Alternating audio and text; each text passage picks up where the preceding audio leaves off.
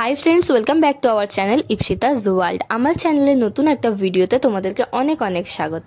আশা করছি তোমরা খুব ভালো আছো আর আমিও খুব ভালো আছি। আগের পার্টে তোমাদের সাথে শেয়ার করেছি আমরা কিভাবে কলকাতা থেকে ডাইরেক্ট চলে এসেছি মুর্শিদাবাদ, আর এখন তোমাদের সাথে শেয়ার করব মুর্শিদাবাদে এসে আমরা কিভাবে সারাটা দিন ঘুরেছিলাম। তো তোমরা দেখতে থাকো। তো হোটেলে ঢুকে আমরা দুজনে মিলে রেডি হয়ে বেরিয়ে পড়েছি, আর এই যে দেখো দিদি এখানে ভিডিও বানাচ্ছে। তো গাইজ এখন বাজে সকাল 8টা। আমরা সবাই মিলে বেশ কিছুক্ষণ আগেই রেডি হয়ে নিয়েছিলাম, তারপর আমরা একটু ফটো আর ভিডিও শ্যুট করেছি। এখন আমরা বেরোবো সাইট সিনের জন্য। তো তোমরা দেখতে থাকো, আশা করছি ভিডিওটা ভীষণ ভীষণ ইন্টারেস্টিং হবে, আর অবশ্যই কমেন্টে জানিও আমাদেরকে কেমন লাগছে। হোটেল থেকে বেরিয়ে আমরা সোজা চলে এসেছিলাম এই চায়ের দোকানটায়, আর এখানকার এই গুড়ের চাটা জাস্ট অসাধারণ খেতে ছিল। চাটা খেয়ে নিয়ে আমরা টোটোয় উঠে বসেছিলাম। এবার আমরা সারাদিন ধরে আজকে যে ঘোরার প্ল্যান আছে সেটাই শুরু করব। সো আমাদের প্রথম গন্তব্য ছিল আজিমুন্নেসা বেগমের সমাধি, আর দেখতে দেখতে আমরা সেখানে চলেও এসেছি। তো তোমরা দেখো, আশা করছি জায়গাটা তোমাদের খুব খুব ভালো লাগবে। আজকে আমাদের প্রথম ডেস্টিনেশন আজিমুন্নেসা বেগমের সমাধি। তো আমরা এখন চলে এসেছি। তো এখানে দেখো এই জায়গাটা সম্বন্ধে বেশ কিছু কথা লেখা আছে। আজিমুন্নেসা বেগম ছিলেন মুর্শিদ কুলি খানের একমাত্র কন্যা, মুর্শিদাবাদের দ্বিতীয় নবাব সুজাউদ্দিনের স্ত্রী। এই যে দেখো এই যে সিঁড়িটা, এই সিঁড়িটার ঠিক তলায় এখানে এই যে প্রবেশ পথ বলে দেওয়া আছে। এখান থেকে ঢুকে গেলে ঠিক এই জায়গাটাতেই ওনার সমাধি দেওয়া হয়েছিল। এখন আমরা চলে এসেছি আমাদের দ্বিতীয় গন্তব্য নবাব মীর জাফর ও তার পারিবারিক ঐতিহাসিক 1100 কবরস্থান। এই যে দেখো, আর এখানে পাশে কিন্তু একটা টিকিট কাউন্টারও রয়েছে। এখানে পার হেড টিকিট প্রাইস 10 টাকা করে। তো আমরা 4 জনের 40 টাকার 4টে টিকিট কেটে নিয়েছি। এখন আমরা ভেতরে যাব। এই কবরস্থানের বেশিরভাগ অংশই প্রায় ধ্বংসের মুখোমুখি, তাই সব কিছু খুব ভালোভাবে বোঝা না গেলেও তবে এই সমাধিস্থলগুলো খুব ভালোভাবেই বোঝা যায়। আর এখানকার লেখাগুলো খুব একটা স্পষ্ট নয়, যার কারণে বুঝে ওঠা যায় না, কিন্তু এই জায়গাটা অনেক শান্তির এবং খুব সুন্দর। মির্জাফর থেকে শুরু করে পরবর্তী সমস্ত নবাবের সমাধিস্থল হলো এই জায়গাটি। এর ঠিক উল্টো দিকেই ছিল একটা মসজিদ, কিন্তু এই মসজিদটা গেট বন্ধ থাকায় ভেতরে যাওয়া যায় না। তো বাইরে থেকেই তোমাদেরকে দেখাচ্ছি, জায়গাটা দেখতে বেশ সুন্দর।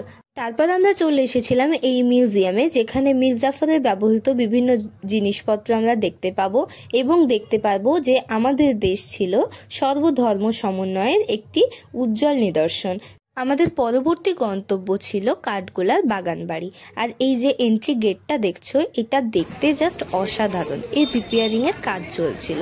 তো এখান দিয়ে আমরা ভেতরে প্রবেশ করে একজন গাইড নিয়ে নিয়েছিলাম। উনি আমাদেরকে পুরো ভেতরে সবকিছু ঘুরিয়ে দেখিয়েছিলেন। প্রথমেই টাঙ্গা থেকে নেমে একটা হলুদ গেট দিয়ে বাগান বাড়ির ভেতরে প্রবেশ করেছেন। ওই গেটটি দিকে প্রবেশ করে যাওয়ার পর হয়তো ব্যাক করে চেয়ে দেখেননি। আজকের ডেটে কোনো মুর্শিদাবাদের প্রাইভেট বা গভর্নমেন্ট প্রপার্টিতে ওরকম বড় রকম সুন্দর গেট দেখতে পাবেন না। গেটটিকে নহবত খানার গেট বলা হয়। 200 বছর আগে কোনো নবাব রাজা বাদশা ঢুকলে সানাই বাজিয়ে সম্মান জানানো হতো। মাঠের রাস্তাটা বছর 40 থেকে করা রাস্তা। অরিজিনাল রাস্তাটা গোল করে গেটের ডান হাত দিয়ে আসছে, গেটের বাম হাত দিয়ে আসছে। মিডিলটা পুরো একটা কলসি শেপে ছিল। কৃষ্ণঘাট আমাদের শেপের মধ্যে 200 বছর আগে ভ্যারাইটি স্ট্যাচু এবং বিভিন্ন ধরনের গোলাপে পরিপূর্ণ ছিল। তার মধ্যে 4টে স্ট্যাচু ঘোড়ার পিঠে আপনারা অবশিষ্ট দেখতে পাচ্ছেন, এবং গোলাপের স্থলে আম গাছ দেখতে পাচ্ছেন। এই 4টে স্ট্যাচু হলো 4 ভাইয়ের, যারা বাগান বাড়িটা তৈরি করেছিল। গেটে ঢুকেই রাইট সাইডে যাকে ঘোড়ায় চড়ে আমরা দেখলাম, he was the real founder of this garden, Rai Lakshmipad Singh Dugar Bahadur. ওনার লেফট হ্যান্ডে মেজো ভাই মহিপদ সিং দুগাড়, ইনি সেজো ভাই ছত্রপদ সিং দুগাড়, ইনি সব ছোট ভাই জগৎপদ সিং দুগাড়। জাতিতে জৈন, রাজস্থানের জয়পুর থেকে মুর্শিদাবাদ এসেছিলেন 1870-তে বিজনেস পারপাসে। তখন মুর্শিদাবাদ তথা বাংলার নবাব ছিল Hasan Ali Mirza, but that time India was totally undertaken by the British. Actual real administrator ছিল ব্রিটিশ। তাদের কাছ থেকে 260 বিঘা ল্যান্ড কিনে নিয়ে কাঠের বিজনেস এবং গোলাপ ফুলের চাষ করে দুটোর কম্বিনেশন ঘটিয়ে জায়গাটির নাম দেওয়া হয়েছিল কাঠ গোলাপ ফুলের বাগান বাড়ি। শর্টের নামটা আজকে হয়ে গেছে কাঠগোলার বাগান বাড়ি। এখানে অনেকগুলি দর্শনীয় জিনিস ছিল, তো আমরা আস্তে আস্তে ঘুরে ঘুরে ভেতরের সমস্ত কিছু খুব সুন্দরভাবে দেখেছিলাম। দাবা পাশা জাতীয় জিনিস রেখে খেলা, বিভিন্ন পারপাসে ইউজ করা হতো। লম্বা 3 তলা হলুদ বিল্ডিংটা স্টার জলসায় বেহুলা সিরিয়ালে চাঁদ সদাগরের বাড়ি হিসাবে, রূপসী বাংলায় প্রফুল্ল সিরিয়ালে বোজেশ্বরের বাড়ি হিসাবে, ইটিভিতে গৌরীদানে, ফনার বচন, লেগা সাদ্দাম, এক যে ছিল রাজা, বলদুর্গা মাইয়া কি, আমি সিরাজের সবচেয়ে বিউটিফুল প্লেসে আমরা দাঁড়িয়ে আছি বলে আমার ব্যক্তিগতভাবে মনে হয়। যে এরিয়াটা অনেক বড় ছিল, তাই আমরা সবাই মিলে অনেকটা সময় নিয়ে এখানে ঘুরে ফিরে দেখেছিলাম। আর এর মধ্যে একটা মন্দিরও ছিল, এই মন্দিরটার ভেতরে ক্যামেরা করার বারণ ছিল, যার কারণে ভিডিওটা তোমাদেরকে দেখাতে পারলাম না। এত সুন্দর করে প্রত্যেকটা ওয়ালে কাজ করা, জাস্ট অসাধারণ দেখতে ছিল। আর এই যে দেখো এই বড় পুকুরটাতে এগুলো কি মাছ আমি ঠিক বলতে পারবো না, তবে এগুলোকে খাবার দেওয়ার বন্দোবস্ত ছিল, আর এত সুন্দর দেখাচ্ছিল না এখানে।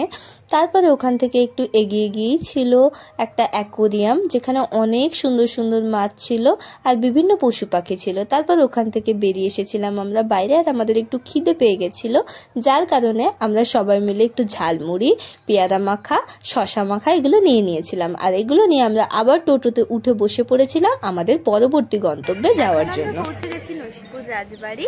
এখানকার প্রবেশ মূল্য নিয়েছে 20 টাকা পার হেড। আমরা টিকিট কেটে নিয়েছি, এবার আমরা ভেতরে যাব। নসিপুর রাজবাড়ি ঢোকার আগে বাড়ির যে ফ্রন্টে যে বড় সিঁড়ি দেখেছেন, যে সিঁড়ি দিয়ে যাওয়ার সময় নামবেন, সিঁড়ির সামনে দিককার টোটাল রাজবাড়ির নকশা বা মডেলটিকে শোলা দিয়ে তৈরি করা আছে।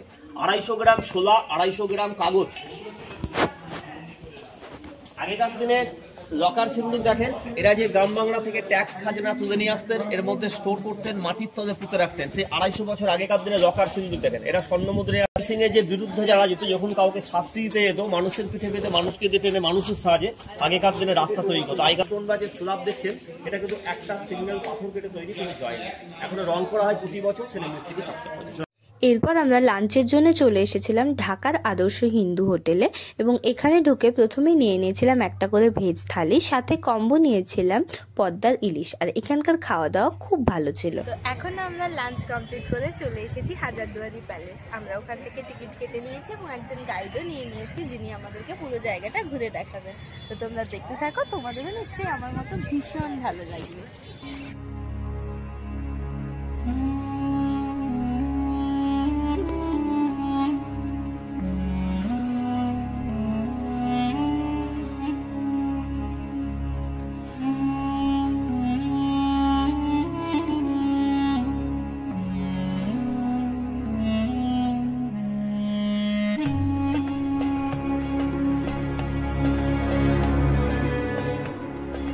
হাজারদুয়ারি প্যালেসের ভেতরে যেহেতু ক্যামেরা অ্যালাউ ছিল না, তাই ভেতরে ভিডিওটা তোমাদের সাথে শেয়ার করতে পারলাম না।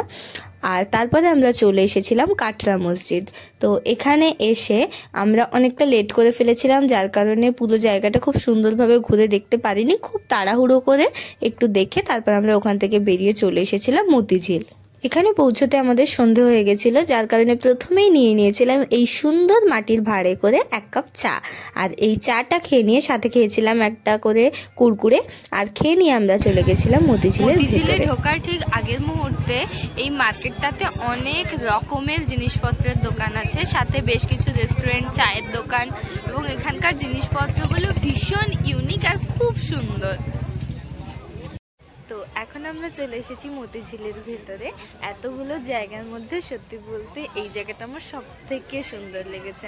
আর হয়তো সন্ধ্যেবেলায় এসছি বলে এই লাইটগুলো জ্বলে গেছে বলেই হয়তো এত সুন্দর লাগছে।